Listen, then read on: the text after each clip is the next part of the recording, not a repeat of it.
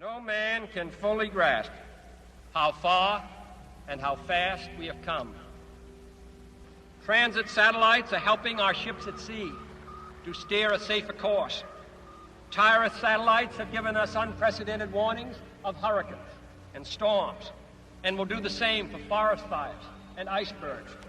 For we have given this program a high national priority, even though I realize that this is, in some measure, an act of faith and vision. But if I were to say, my fellow citizens, that we shall send to the moon 240,000 miles away from the control station in Houston, a giant rocket more than 300 feet tall, the length of this football field, made of new metal alloys, some of which have not yet been invented, capable of standing heat and stresses several times more than have ever been experienced, fitted together with a precision better than the finest watch, carrying all the equipment needed for propulsion, guidance, control, communications, food, and survival, on an untried mission to an unknown celestial body, and then return it safely to Earth, re-entering the atmosphere at speeds of over 25,000 miles per hour, causing heat about half that on the temperature of the sun, almost as hot as it is here today,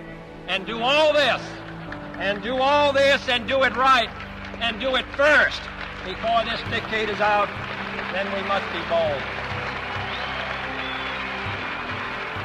I say that we should or will go unprotected against the hostile misuse of space, any more than we go unprotected against the hostile use of land or sea.